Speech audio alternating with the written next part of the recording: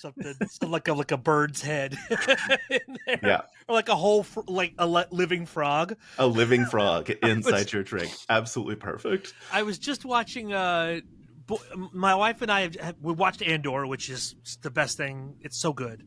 It's great, and she had never seen some of the original trilogy. So we went from Andor to then we watched Rogue One, and then right into the original trilogy. And we just finished Return of the Jedi last night. And in the scenes in Jabba's palace, I noticed something I had never noticed before, which is he's got a little bowl where he's eating snacks out of, like wet, horrible snacks. And in the scenes where he's not eating, but the bowl is in the shot, there's live frogs in there, like big, like really big frogs living in this bowl, just like jumping around.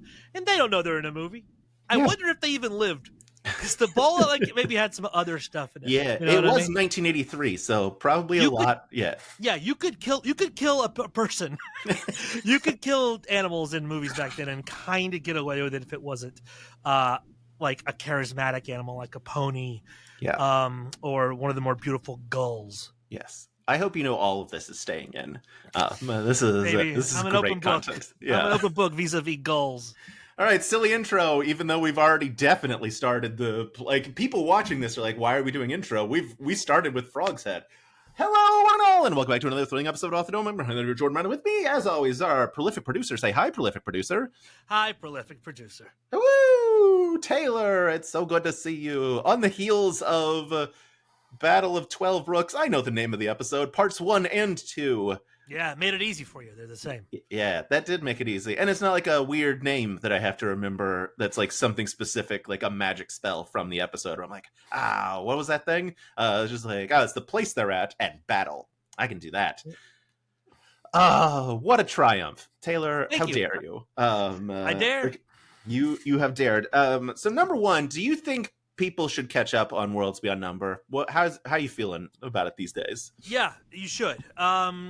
I don't think sometimes I think there's too much like fan pressure to like get caught up so you can experience it and like chat with everyone while it's going on. I don't think that's no, listen at your own, listen, it's okay. Once this book is over, completely fine to discover it and listen anew. However, if you have been recently considering getting into the show, for the love of God, do it now so you can experience the finale in real time. Because we have 6 episodes left? Yeah, 6 left. That's not very many. Yeah.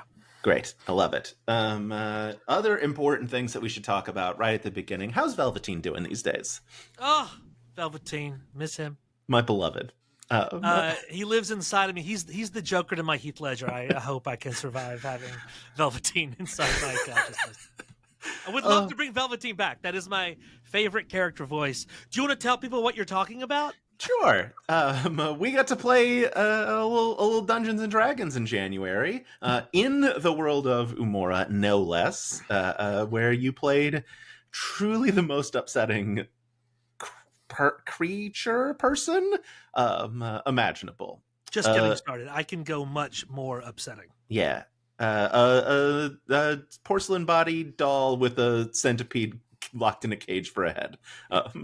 It is bad. It was bad, and I loved it. Fun game. Yeah, it was very fun, and we raised $33,000 for Doctors Without Borders. That's great. That's not very give those guys some borders. Yeah, we gotta keep them contained.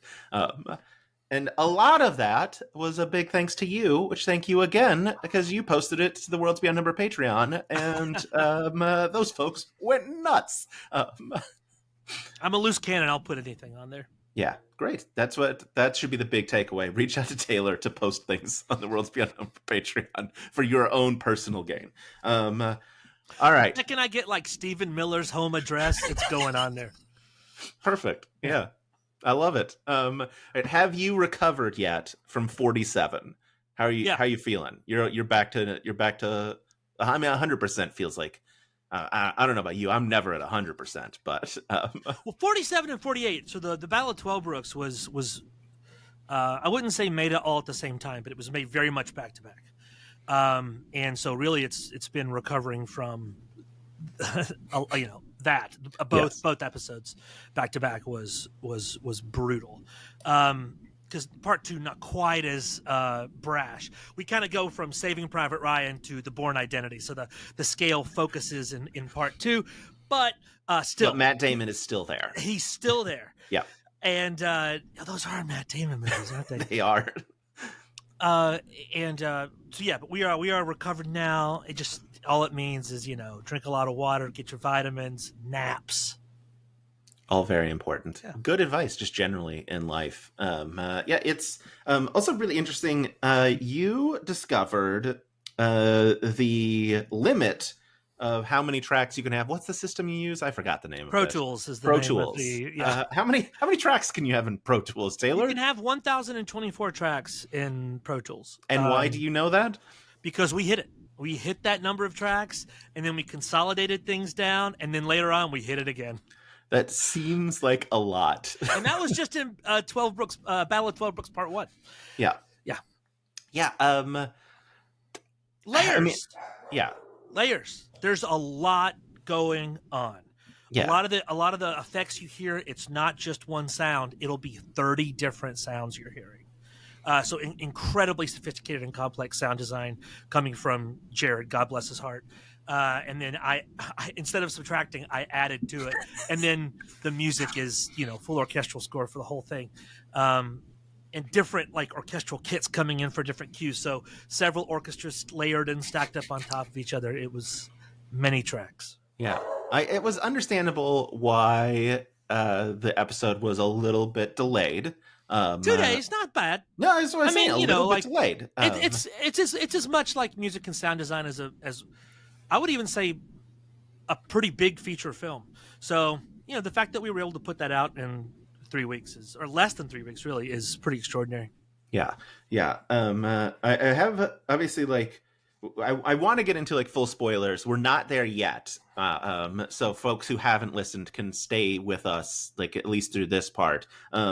Someone did want me to ask why you are obsessed with the dramatic horn. I feel like it's an obvious answer because it rules. It rules. It works. Yeah. I mean, there's a reason you don't. I mean, you can technically have a dramatic clarinet, but it's not going to pierce through the mix.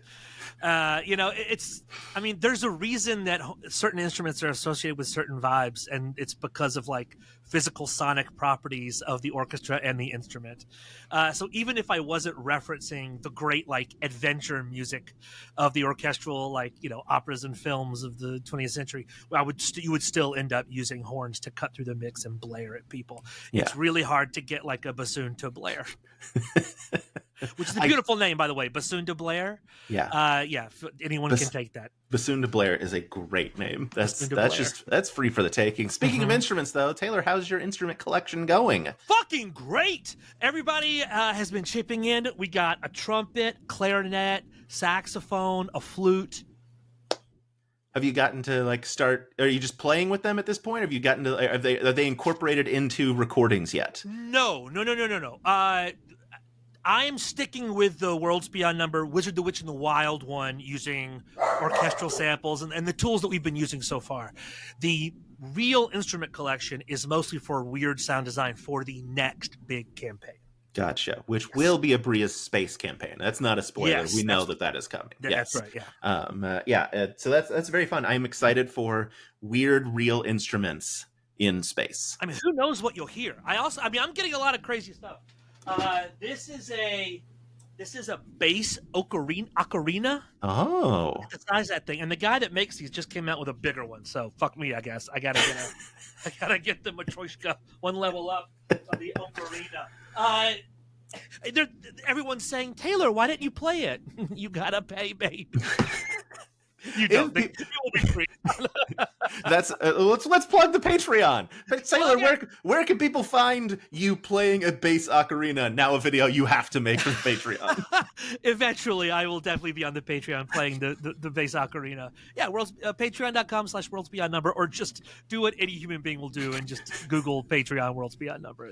You'll go right there. And then it's just $5 a month. It's only $5 a month, and that gets you access to a lot of talkback episodes, which I feel are very good. All the like subclasses, and in the case of the witch, an entirely new class that we use on the show. There's going to be maps. There's going to be glossaries. There's tons of like adventures that are only on the Patreon, both in world and out of world. A ton of stuff, and I hope even more coming this year. So we'll see. So yeah. Patreon is where it's at. Can I? All right, now I have to step away, but I can't. My headphones won't reach. Okay. But you just can scream, keep and I'll yell my answers. So I'm loud. getting something that you could have only gotten on the Patreon. But now, yes, and those are going on sale later today. I know, which is stupid because this is going to come out in a month. Absolutely, they are sold out by the time you are seeing this. I'm sorry, but you fucked up by not being on the Patreon because you could have a talking fox that has a magnet. You can put a fish, and now other things, an I voted button, a bunch of stuff that's coming. Coming to the exclusive merch fox. And discounted merch on the Patreon. Yeah, that's because just like you wanted to start easy, right? With a stuffed fox that has Brennan Lee Mulligan's voice and a magnet in the face of it. Oh, we need original music. Let's do full orchestra. Oh, let's do merch. Let's do a complicated plush with robot parts and multiple magnetic accessories. God, can't just do a T-shirt. Can't even just do like a cummerbund. Can't do socks. Can't nothing. Can't be easy. Nothing we do is easy. It certainly has to be difficult. Otherwise, it wouldn't be Worlds Beyond Number. Doesn't feel real. It's not hard. Okay. All right. I think we have to get into spoilers, right? Like, yeah. Sure. I mean, we'll start at the lowest spoilers. So you're probably still safe here because we'll start right at the beginning of 47, which is, it sounds to me like your idea because I, of course, am a Patreon. I'm on the fireside. So I've heard the talkback for 47. I haven't heard 48 because that's coming out tomorrow. But right, the talkback for 48. The talkback, yeah. I almost had a heart attack. You can't tell me an episode is due on a day that it isn't. You will catch my death on video. The talkback. I'm so sorry, Taylor. The talkback for 48 is coming out tomorrow. That's true. So that's why I have no insight. I have no fireside insight for 48. But 47, your idea to start with the newsreel. Brennan Lee Mulligan describing the coolest magical ship in existence and full it's 1937 and we're at war voice. Yeah, his voice. That's his. He's not doing a weird voice. That's audio effects that I put on it later to give it that. So I wanted to. Well, first of all, the idea was just we set it up in the previous episode like we are entering war, and I thought it would be just a really fun surprise rather than just come right into the episode and it's war. We're volume knobs at 11, explosions, big blaring horns. Instead of that, we sort of subvert expectations a little bit and have this. And have a contrapoint, something to contrast and juxtapose against that as hard as we could. And growing up, one of my favorite book series was Hitchhiker's Guide to the Galaxy. So as you're reading the story, occasionally the Guide to the Galaxy will break in and give you these cool background lore dumps, which is fun because not only do you get fun information about the world of the work, but the tone of it is also important as well. And so we thought it would be fun to have this almost like imperial propaganda, story about it. And in producing it, I almost my initial thought was to have the sound of like a reel-to-reel projector going, or like the hum of a slide machine. And do you remember these? The reason I didn't do this was because I thought that not enough people would recognize what I was doing. Was they used to have these film strips that we'd watch in school that weren't actual strips. They were slideshows, and a bell would go off whenever the teacher was supposed to change slides. Do you remember this? Yes. And they had a very particular rhythm of a little bit of text and then a ding, shink, and then a little bit of and it's the rhythm of it was very evocative to me. Yeah. But I just didn't think it No. would stand. So many of your audience has to be under the age of 30 and would have been like, the hell? the Every hell are you ding, they would talking? have been Yeah, like, is something wrong with the yes, podcast? It would have been exactly. 150 comments on the Patreon. Like, Yeah. what's the ding? Is anyone else hearing it? And even with the version I went with, I even thought about having like, should I put a projector sound in the back? I was like, no, that doesn't make sense. Even though we do use a projector sound whenever task is project, which makes no sense. You should not hear a machine running when a magical spider is magically projecting an image. But that's the thing about design is your brain doesn't really care sometimes about verisimilitude. It cares more about evocation, something being evocative. So yeah, that was all the thinking of coming into that fun bit, which was great. And what's funny is you go in and you say, hey, Brennan, what if we wrote some like fun exposition lore about the Epiphany to just sort of give them context for the scale of what we're seeing? And then he just it wasn't improvised. He did write this part down because there were so many proper nouns in it. But yeah, he did it in like 5 minutes. Yeah. The man, like, I've seen a bunch of people be like, he's built in a lab to do exactly what he does. Yeah, it's like going back a few episodes. I mean, look, we're into spoilers here, gang. If you haven't listened yet, you got to pause, go listen, catch up to 48, and then come back. You just have, and obviously, like, start with the children's adventure. So more than 48 episodes, you'll get there. Oh, and you definitely need to listen to 12 Brooks interlude as well, because then your heart will properly break for the Battle of 12 Brooks. Because Brennan Mulligan, a monster. All right, but like a few episodes, I think maybe just 46. Bren's like, yeah, the cloud is on fire. Like, truly some of the wildest descriptions I've ever heard. And I'm like, just because like knowing him, like, and having talked to enough people about like his note taking process, I know like he's talked about like this was very different for him because he wanted to have like be able to drop in and be like, oh, this is a specific thing that's happening, and I have like these properties, so I'm writing down a lot more. But I have to feel like 46, we're probably still in that like Brennan on a whim is just like the cloud's on fire, and like his Taylor, what's it like? What's it like sitting across? I mean, in a different room, but like, and being like, hey, your brain, fucking wild. Well, I mean, while we're recording, I mean, to be in the other room is fantastic. But like, we had endless meetings about this. I mean, my favorite part of the job is like pitching story and helping break story with Brendan in our one-on-ones. And there's something I'm fascinated with, and Brennan is too. I mean, and this goes back to years of his work, is like, so much of fantasy is we're abstracting our need for a story or whatever onto this ancient, unknowable, magical time, right? Where we can't understand, we can't really relate to these people, and we're going to try and relate to them here. But there are some things that were just different in the past than they are in, well, not even modern day, but at the beginning of the 20th century, which is pre-industrial war, very, very different from post-industrial war. And when we talk about fantasy, we are usually talking about war in a pre-industrial setting. But, and this, we're not the first people to do this, far from it. But I love the way Brennan does it the most, is what does magical warfare look like post-industrial? When you have someone be like, oh, hey, like, actually, if we all just cast magic missile at the same time, it's like releasing Tsar Bomba, which, it's a fun application of what that really is about is the fundamental horror of,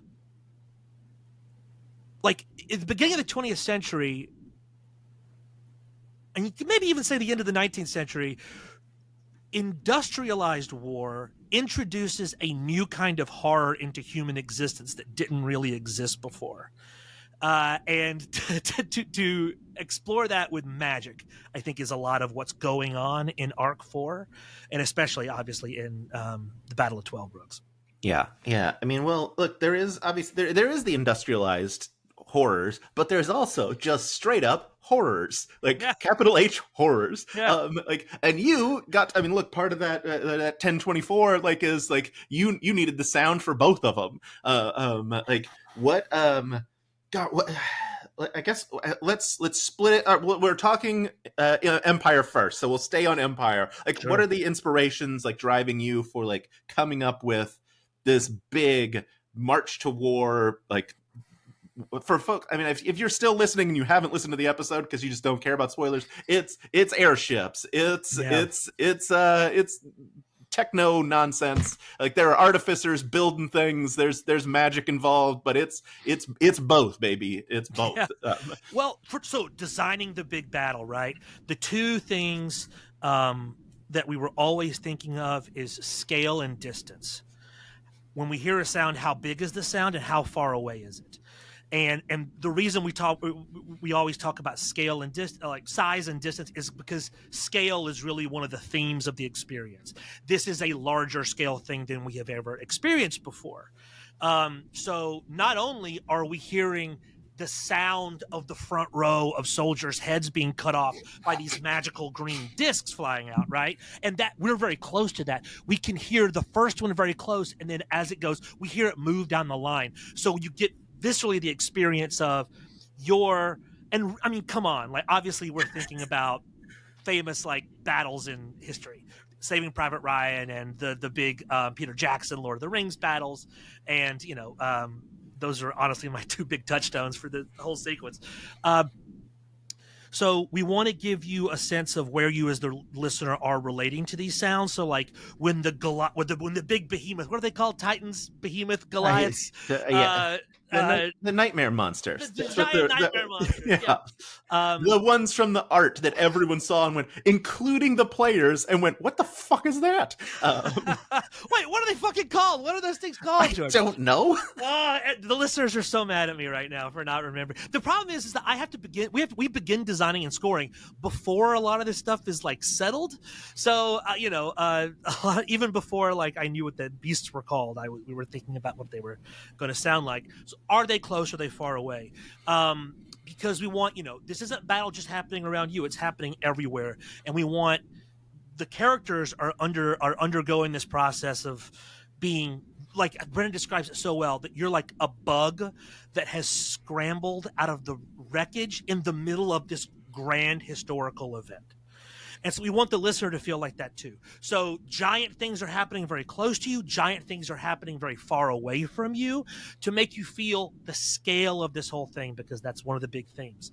Not only as the embodiment of like the character and the listener together, but also in the story. This is a big fight. It is not a small skirmish. It is big and important. So even when the characters are not in the battle, in the second half of the episode and in some scenes of the battle part 2, you can hear the battle still happening. Like, the story is so big, we have to suggest a world of things happening outside of frame, and always be giving the listeners context for where they are inside it. Yeah. I love how expansive, and obviously a ton of that does come down to audio. I think did I text you immediately after the episode? No, I didn't, because I listened to it late at night and I was like, Taylor's East Coast. I'm gonna wait until tomorrow morning to text him just in case he's asleep. Very I think I texted Abria because I was like, she's West Coast, she'll still be awake. It's the expansiveness of it is so staggering, and it's one of those things that is really hard to capture in D&D, because so often it is focused on the party to the extent of like, you're the heroes saving the realm, you go do the thing. And this was such a, like, the players had a much smaller mission in terms of like scale, maybe not in terms of importance, because children feel important to save, but but you still were able to capture like, oh, and this is the biggest fight this world has ever seen, potentially. No, that's definitely not true. I mean, the world of Amora has seen bigger battles, but this is the biggest we've seen on the show. Yes. Yeah, for sure.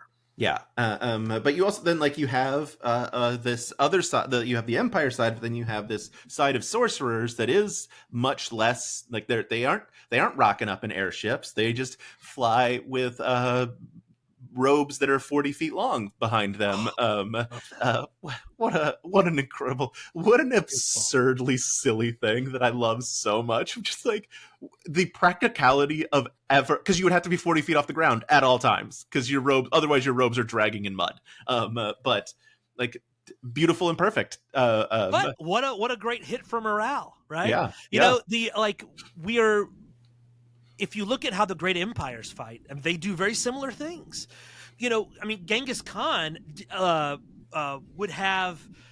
He had this enormous, like almost like just a huge tent on a giant. It's so big. It's just this giant, that the size of a basketball court tent, on a platform that was pulled by an army of beasts of burden across the steppes of Asia.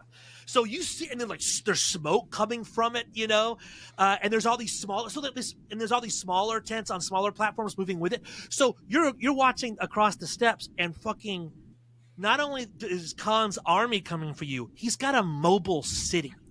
You know, America will ship a Burger King to wherever the front lines are to serve.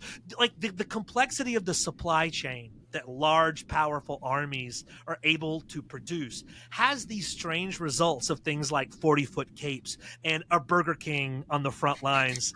You know, these crazy, like, decadent things. But if you think about it from his point of view, how better to display power that I'm so comfortable I can wear a 40-foot cape to battle? Yeah, it didn't go great for him.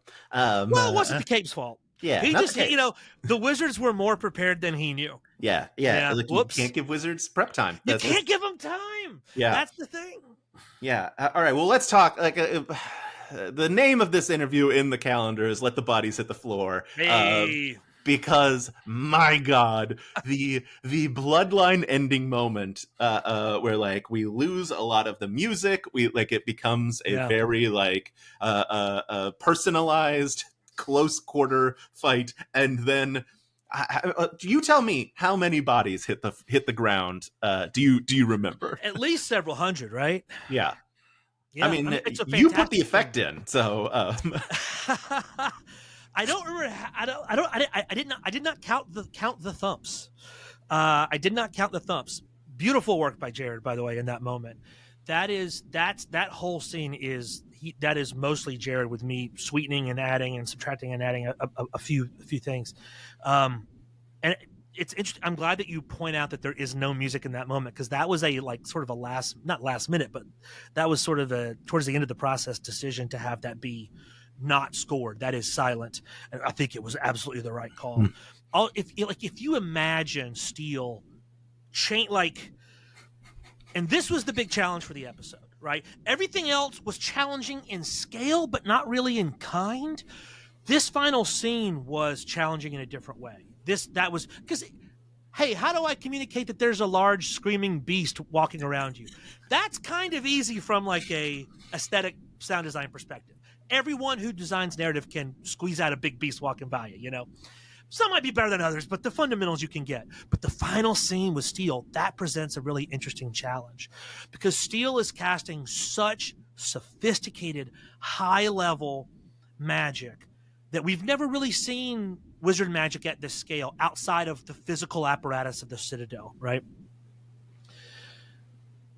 How do you demonstrate with sound that this wizard is just like bending the world in a way we've never seen before, right? I mean, Steel is casting such high level magic that to put music by it would almost be unfair to it.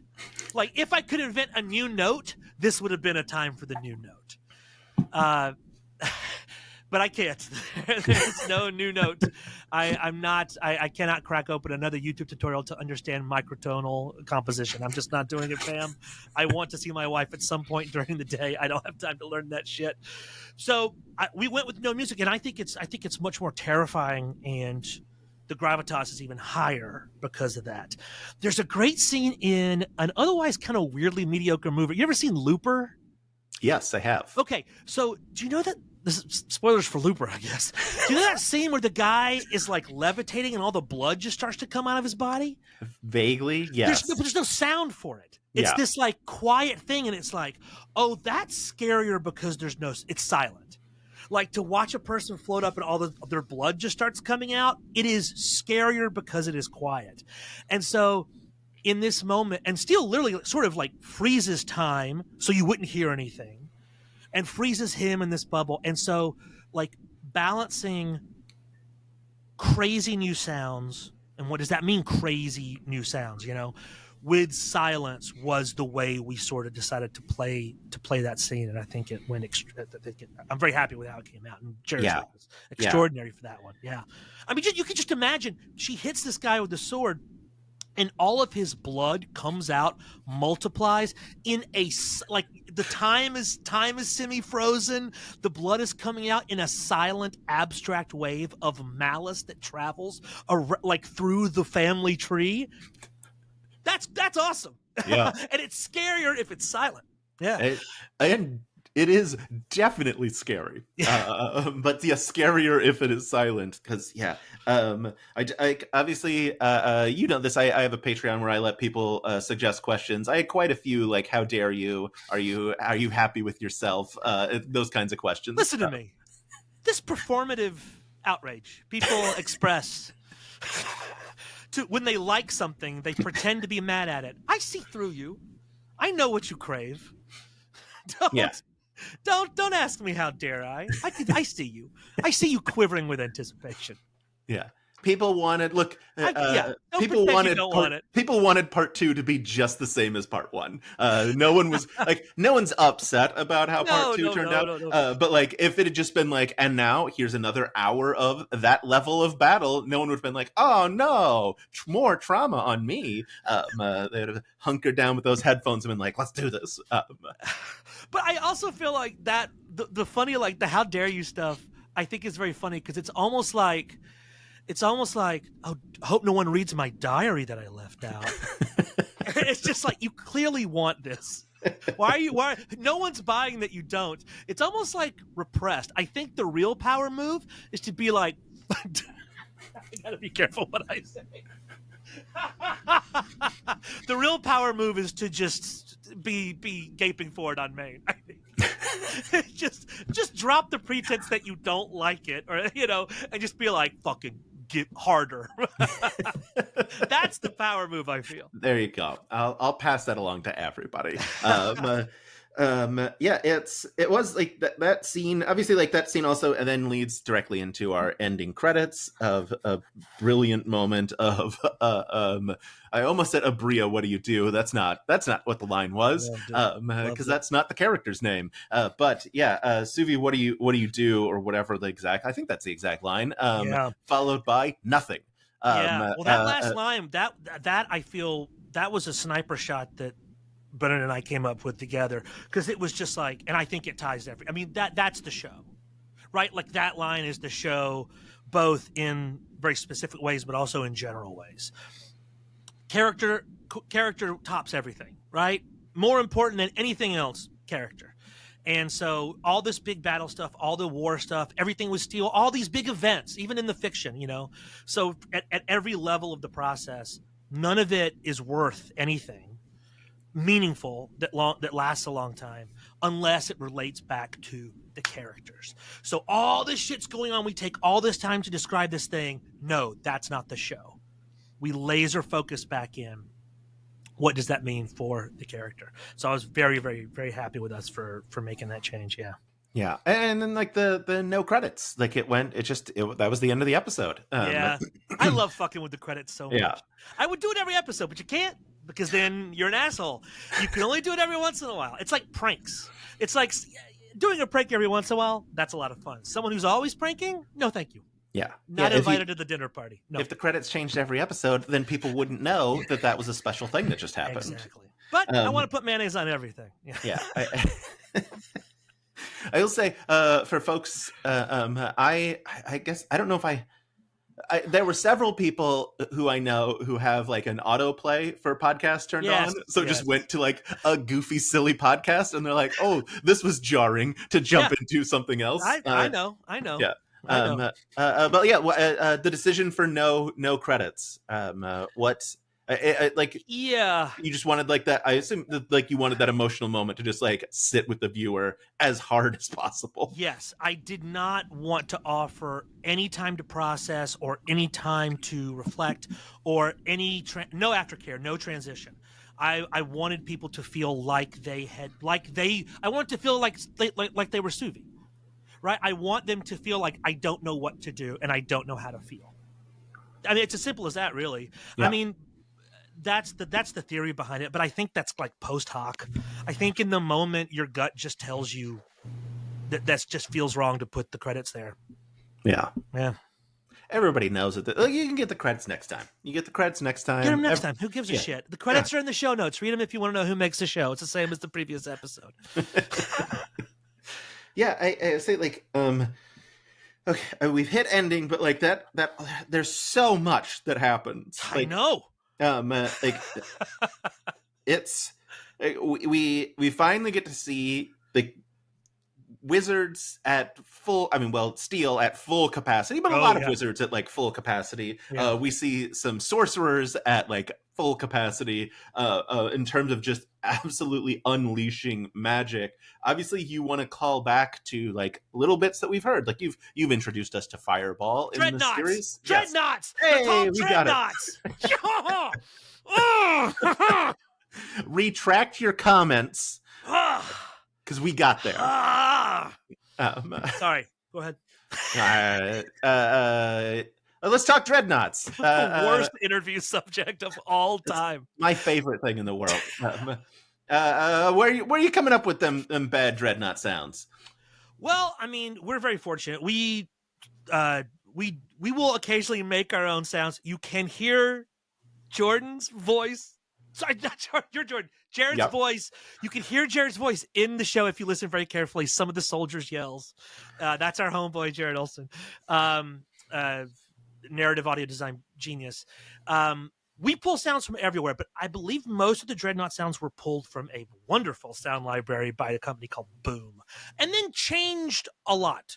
Like, the way audio design works is a lot of times you will take sounds that have already been processed and designed for your use, and then you definitely want to change them up more, both to make them unique and to give them context within the environment and the pace of the story and everything. I believe those sounds are a combination of process, which means you mess with the spectrum and the timing and the speed and everything. I think those are big cat sounds. I think that those are like the guttural sort of breaks underneath the breath that you hear in a lot of monster and creature sound design come from insects and big cats.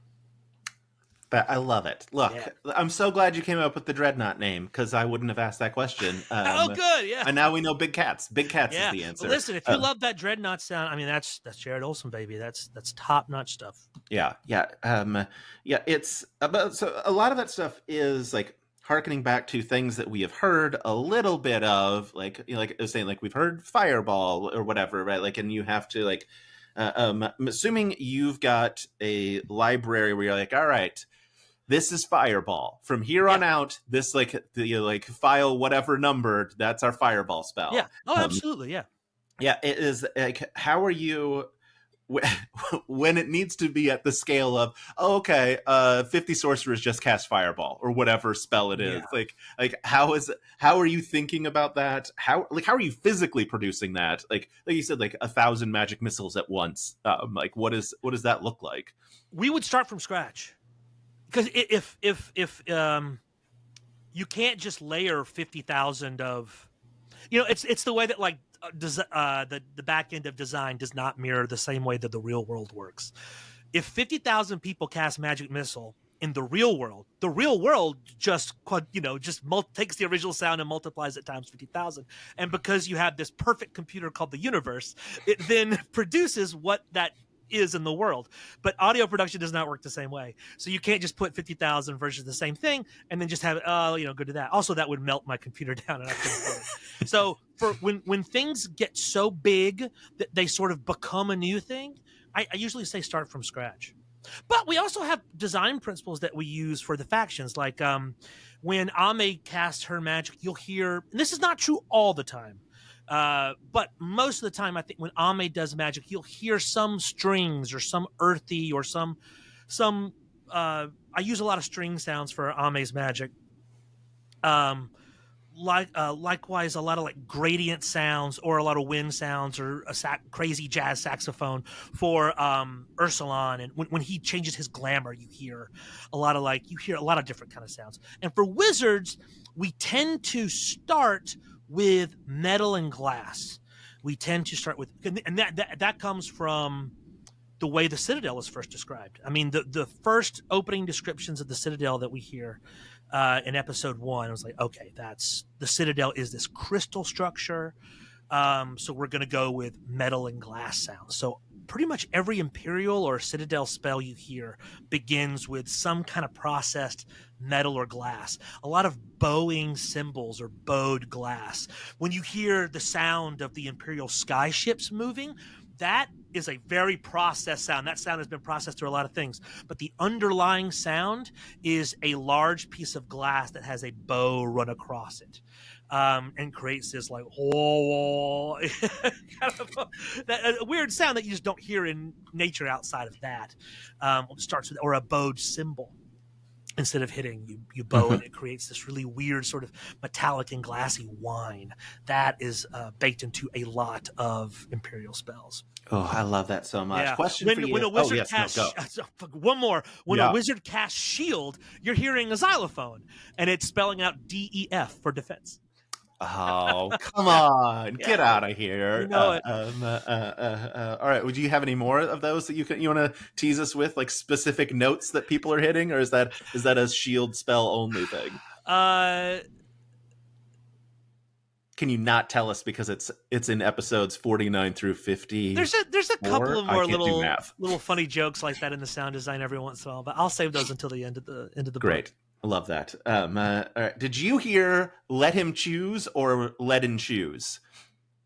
Do you know what I'm talking? Yeah, okay. Let him choose. The first time, and I think a lot of people heard this. It sounded like she said, or it sounded like Ame said, "Let him choose," and I think people were like, what does that mean? He gets to choose his curse. I think people were so amped they're just like at the concept of just like he can choose his curse. What would the Dreadnought pick? Yeah, delicious slime for me, please. Yeah. If you don't have the phrase "lead and shoes" in your head, and most people don't, then why would you that's understandable that you would hear something else instead. Yeah.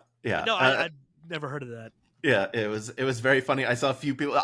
Because the first time I heard it, and I was like, "Wait, what does this mean?" And then we got to lead and shoes. I was like, Erica was saying "lead and shoes" the whole time. I got this. That's what I get for not going in depth on the witch class and really only spending time looking at the wizard and the paladin. It's on me. I should spend more time reading the things that you put on the Patreon. I think we are the top personal responsibility podcast. Yeah, that's fair. A lot of people don't know how to grind and I'll be honest, hustle. And they listen to a few episodes of our show and suddenly they're waking up at 3 a.m. and their day is 3 days. Yeah. Yeah. You got to splash your face with $10,000 water. My first day goes 4 a.m. to 8 a.m., whatever the hell that nonsense was. You're journaling and then you're dunking that journal in the $10,000 sparkling water. Exactly. Yes. Yeah. That's what the Patreon money goes to your expensive sparkling water face baths? Yes. But hey, it works. Yeah.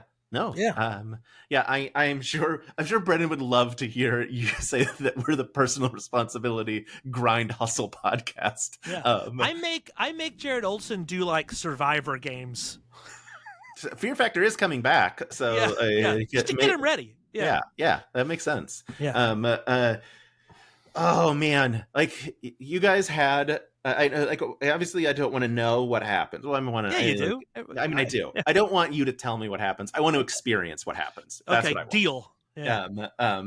But we have seen a little bit of teasing of some emotional wreckage coming from the final camp, specifically Abria in Downward Dog. I don't know what it was. It was a fetal position for sure. Yeah. How are you feeling about our final 6 in The Wizard, the Witch, and the Wild One?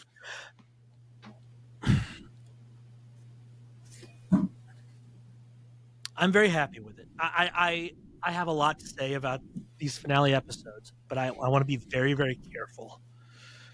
I think maybe even what I've said publicly so far was maybe too much.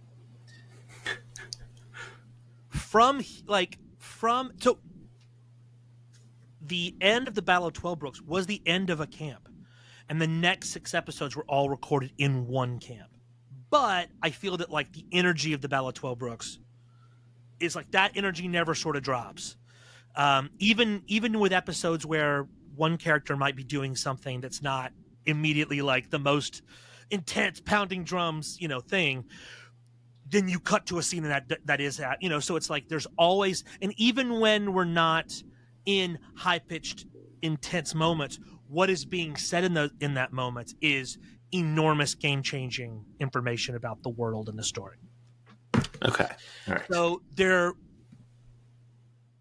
you can end it there. I don't know if we've ever had a boring scene, but there's no boring scenes from here to the end. I'll tell you that. Yeah. I will say this. When we finished the last episode, I ran to the door of the recording studio and pounded on it like I was storming the field after my college team won the fucking SEC or whatever. Yeah, you're there to rip down the goalpost. It was a goalpost tearing down victory. I don't want to say anything else about that, but right, I'll ask you a different question. We're all very happy with it. I think it's an incredible end. I think people are really going to enjoy it. Yeah. I'm very excited. Yeah, I've talked a little bit about this on the TikToks, but like the descriptions of magic, like I've read a decent amount of fantasy. I'm a Tolkien boy at heart, and like the descriptions of magic in this episode aren't like anything I've ever heard before. And from Brennan, and then obviously like, you and Jared are amplifying that so much because we then can quite literally hear, like what Brennan's words come to life are, which makes it even more. Look, I said it's the greatest story that I've ever heard, and I'm standing by it. There have been a handful, most people agreed with me. A handful of people have been like, you need to figure out your life. And I don't. I'm happy with where I'm at. Yeah, I'm going to mail you a copy of the Quran tomorrow. Great. You gotta read more, bud. Yeah, I really do. I don't like reading. That's fair. People will sing the Quran to you. It's almost like a book on tape. Music's very beautiful. Thank you. That is a very kind thing of you to say. Thank you. How are you like for you? I mean, like I think I'm working with some of the most talented performers and writers in the game. Yeah. I mean, like you're getting to witness what I mean. The thing that there's a lot of magic about like collaborative storytelling and playing this game together, and like we get to experience the surprise that the players get to experience at the same time. So we get like a stand-in at like the table of like, oh, they couldn't have expected Steel to do that, and now they're learning that Steel is doing that. Like we get like our horror is also their horror. But like on top of that, like I said, like it's not just that like Brennan's, it's not like that it's live at camp and we're just listening to Brennan's words like unfiltered. We are getting the like, all right, now like we need a Steel draws her sword. We need Steel like slashes, does like a Voltron like cut into this and for a moment he's like, oh, he's fine. Oh nope, he's not. It's like while you're listening to like Brennan in the other room describe it, is your brain just like going nuts? 100%. Yeah. Is 100%. That why when we hear you yell, it's such a delayed yell because you're busy just like trying to process everything? The delayed yell? No. Those are on firesides. I don't think you interrupt the actual. Okay. I am. There's only a couple times. There's only one or two times you can hear me yelling from the other or laughing usually in the other room. The Don, I believe, is the one. Well, that was an outtake, right? The Don? No, we left the Don in the show. The Don was in the episode. The Don was in the show. So if I could have taken my laugh out of the audio, I would have. I couldn't do it, and I feel bad about it because I derive no pleasure from having my next room sounds be on the main show. But I could not. There was not a bone in my body that would have permitted me to remove the Don. That episode, and I could not take my laughter out. Yeah, sorry. You don't need to apologize. I know, but it's my own thing because a lot more laughter has been picked up on tape, but I've been able to get it off before that moment, it was too funny. It was too much. That's the funniest. That's up there with Ursula and the Fox watching the door at the bathroom while the girls are inside talking to the ice fairies as the funniest scene. Like, because the ice fairies and them watching the door are the funniest shit in the show, and then the Don. Those are my top funny. Yeah. You did mention we had outtakes from this episode, which we don't usually have. I'm not sitting on a mountain of great outtakes. We don't usually have those. If something is really good, I like to put that in the show that pays my health insurance because I want the show to be good. If something's not in the show, it's because it makes the show worse. So, but in this episode, in this instance, it would have made the show worse. You were right. Well, because it would have broken momentum. It would have broken momentum and the tone. And it was like, these are very funny, but we want people to be terrified, and I want people to not be able to do their job if they're listening at work. So I don't want any of the pressure released, so we can't have these jokes in there, which is why we released them. It's like, these are too good to not share, but they were taken out because of tone, which is not usually the case, Yeah. When I obviously, like you said, you're not sitting on a mountain of gold like that. There's just not a lot of there's not a lot of outtakes, because if it's good, it goes into the show. Like the Don made it into the show. Yeah. That feels like an outtake. Yeah. Well, that was also fitting with the tone, right? Because that moment in the show was very much a sigh of relief for the characters, because they had been going through this intense time, and then they finally get to the caves and like, oh, we have allies and we're safe. Then it's okay to be funny and have these moments and things like that. Whereas if we're storming the beach of fucking Normandy and Steele is rewriting the laws of reality with the motion of her sword forms, no, we're not taking a 2-minute break to talk about the Don. But yeah, I'm glad we got to release it because I love them. Yeah. What was, I assume, like, everybody excited? Is the only problem with releasing them is that people now think you have a mountain of them. Every time we put out outtakes, people's like, more. It's like, buddy, I don't know what to tell you. They don't generate a lot of good. Most of the stuff that gets cut is like someone looks up a rule, someone forgets that they have or don't have an eye. Like little fidgety and mechanical, and not like interesting mechanical stuff. Like little fidgety mechanical stuff that's not. I don't think anybody would argue is compelling. Someone struggling to do basic math, that kind of thing. And this happens a lot in actual. Every time I talk to other actual play editors, we will, if we talk about the craft, we end up talking about this. It's like, and if you've played a home game, you know what I'm talking about here, which is a dead end. You spend 20 minutes on a dead end. And then you're like, oh, no, wait, we thought you said moat, but you said boat. So the players have been, it's like one person, like usually it happens when two people have a misunderstanding but it's just enough close to an understanding that they proceed for 20 minutes to try and figure out the problem. And then it's revealed that, oh, no, there's 3 doors. I thought you said there were free doors. It's like So that 20-minute scene where like people are going down a dead end based on a misunderstanding, that's not making the show. Yeah. And at the table, that's an annoying. It's like, oh, he just wasted 20 minutes. I wish I could turn back the clock and just have. And with editing, we can do that. Yeah. I would say, like, it is. I guess it's nice to know that some of the greatest storytellers alive also fall into a slight misunderstanding and derails the campaign. No, it's unavoidable. No one could avoid it. If you're there's some issues with this that like anyone improvising narrative would run into these problems. Yeah, it's but you understand why we want more. Because we want a release schedule that's somehow 7 days a week. I know. It's like, hey, listen, I know you want more, but you would kill people. That would generate. There'd be a mortality rate for Worlds Beyond number, which I think is not what we want. At least most of us. I won't speak for everybody. There are probably some fans out there that are like, I'm fine if Taylor dies if I get my episode early. There really are some people that would totally that would pick up the golden goose and squeeze every egg out until the goose just flopped over dead. Like, y'all, you gotta understand how it works. I'm not staying on the golden goose. I am. You don't want to squeeze Brendan too hard either. He could probably go longer than me.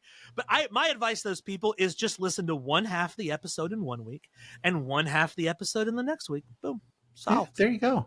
Look, bi-weekly is not bad, especially because we get things like the Horner Corner in our fireside chats, which are magic and amazing. And I'm just assuming we'll have more coming up because it's Abria and Erica. There's got to be more weird monsters they want to seduce. A lot more. Yeah. All right. We don't want to talk anything big.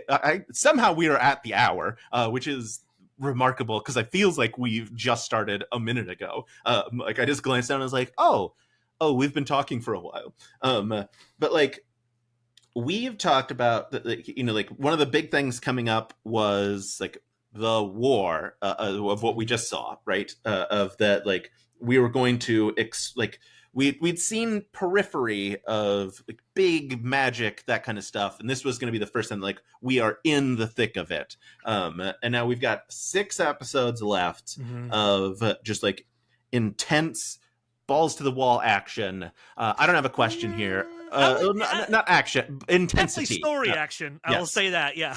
Yeah. Do you? I'm not even gonna try to ask you. Hey, the witches, they were great. What about that witch coven? Huh? That was so much fun. Which coven was great? We have not heard the last from them. Great. Yeah, we shouldn't have. Let me tell you this. There is. Oh, I'm fine.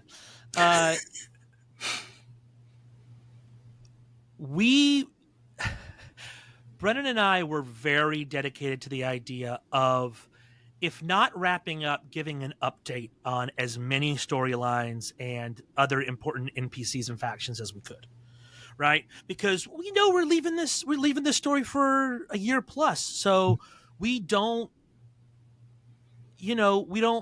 want to see a Gawker media article that's like, here's the unanswered questions from book 1. Fuck no. Like, we can give you updates. We can dip our toe back into things and let you know what's up without dedicating. I don't want to get too much in the can. But look, I'll just say this.